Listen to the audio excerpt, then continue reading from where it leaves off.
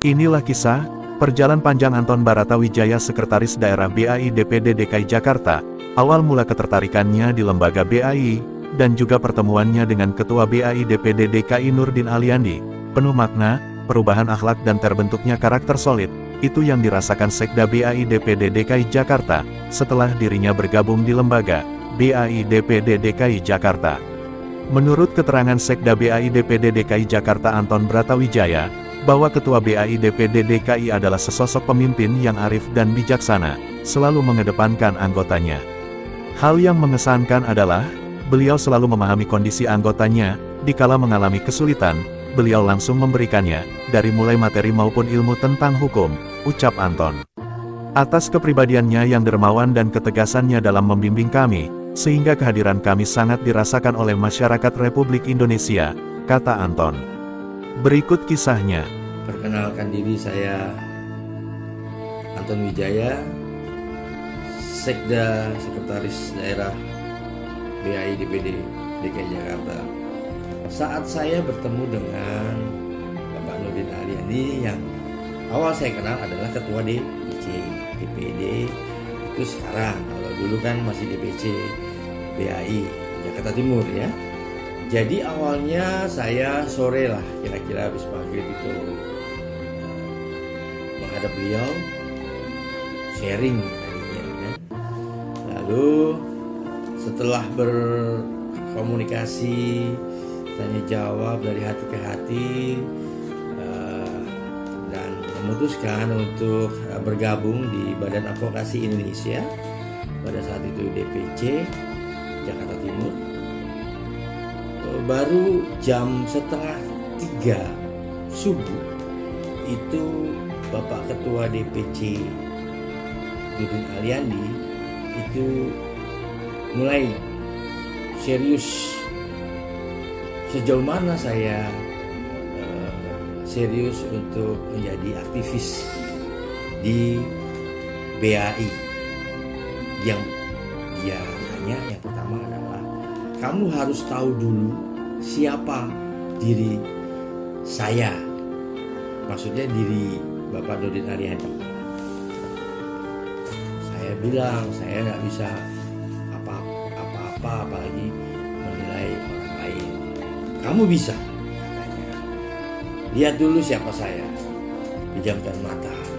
Lalu dia bilang, siap, kalau itu perintah saya akan jalankan. Pernah kan kamu punya guru lah? Siap. Sudah berapa lama tidak ketemu dengan beliau? Sudah hampir setahunan, 2 tahun tidak ketemu. Bapak Nurdin bilang, tolong telepon atau WA dia, katakan saya adalah dia adalah saya. Kebetulan saya pernah dekat dengan Pak Muhammad Isnaini, dia dari Tebuireng, kebetulan. Yang notabene saya bukan Muslim, tapi saya Katolik. Disitulah mungkin Bapak Nurdin Aliandi merasa tertarik dengan profil saya dari pengalaman pembincangan dari sore. Akhirnya saya bilang nggak bisa, karena saya sudah lama nggak berkomunikasi dengan beliau. Katakan saya seperti itu. Baik, ternyata yang saya kaget jawaban dari Pak Yai itu adalah, oh iya mas, betul bahwa dia adalah saya adalah dia. Padahal kami atau saya tidak pernah memperkenalkan diri, dan juga Bapak Nurdin Aliandi tidak pernah berkomunikasi dengan beliau. Nah, di situ.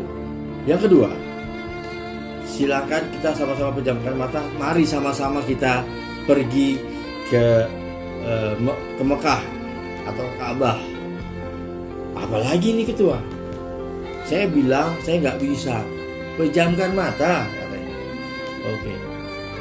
Dilalah kalau dalam bahasa Jawanya atau dalam bahasa Indonesianya itu, kebetulan itu terjadilah. Kami sama-sama berangkat secara hati ya, secara syir kalau ketua bilang. itu berangkatlah kita ke Arab atau ke Mekah.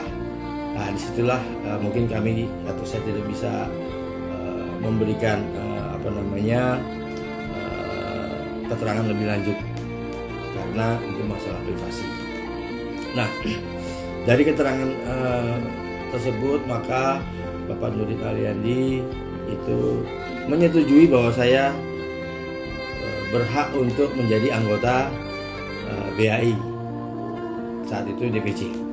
Pak Ketua juga bilang bahwa di sini tidak ada gaji, di sini semuanya berdasarkan dari keurutan masing-masing, ya kan?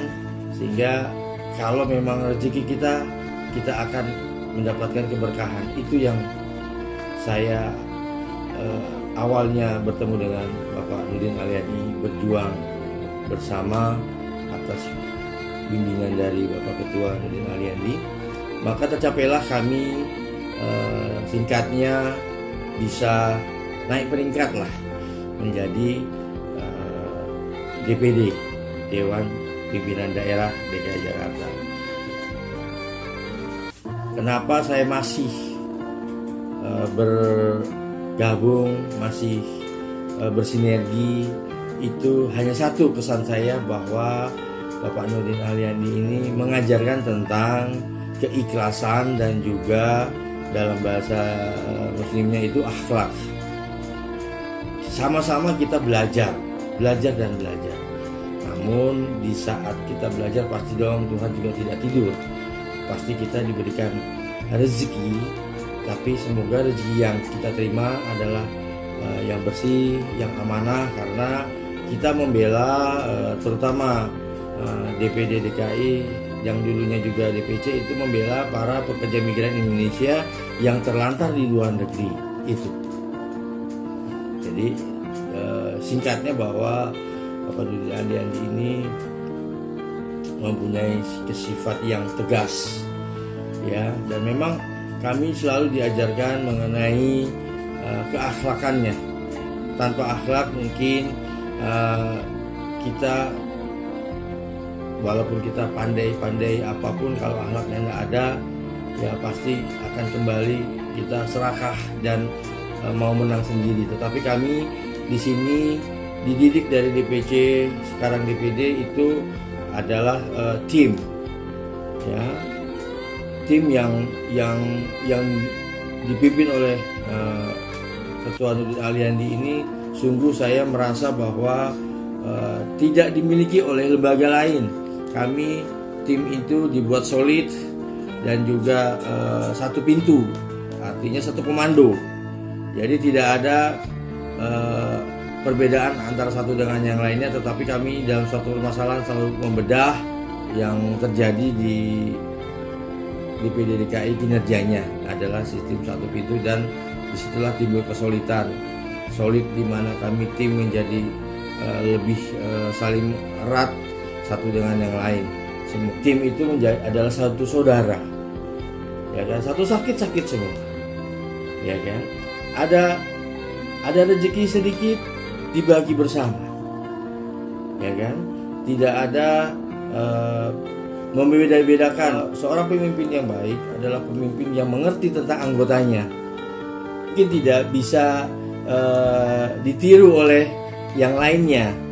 Seorang ketua itu, saat saya menilai sampai sekarang, Bapak Nurdin Aliandi itu satu, terbuka dan merasa bahwa tim itu adalah yang menunjang. Kalau tanpa adanya anggota, tanpa adanya tim, apalah artinya ketua? Nah, pelajaran itulah yang saya terima, ya kan, sehingga satu rasa, satu hati membentuk tim yang bisa membuat menyemangati diri kita masing-masing. Karena begitu banyak pencapaian kami, dari yang nggak ngerti jadi ngerti, dari ngerti jadi paham, ya kan?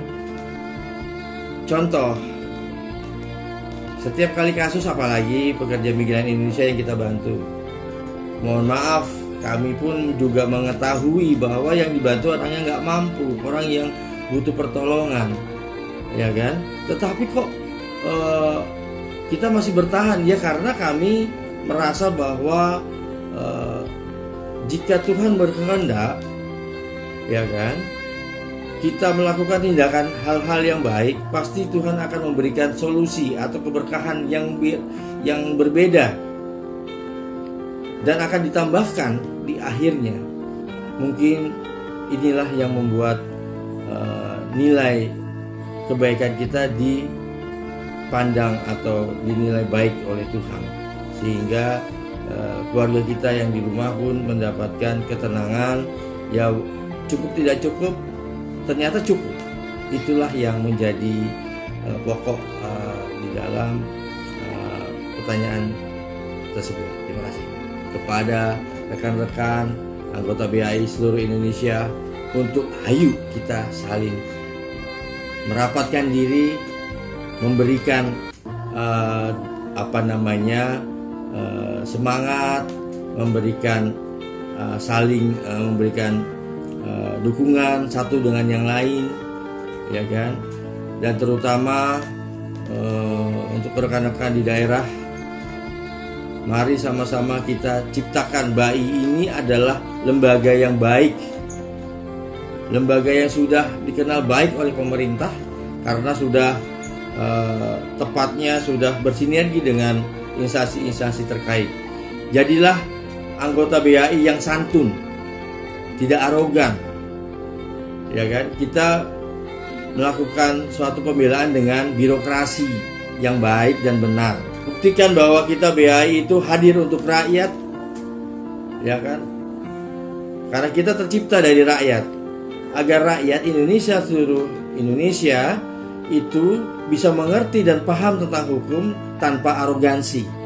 Buktikan bahwa kita adalah suatu lembaga atau badan hukum yang santun, yang bisa membantu seluruh rakyat Indonesia yang butuh bantuan dan perlindungan hukum.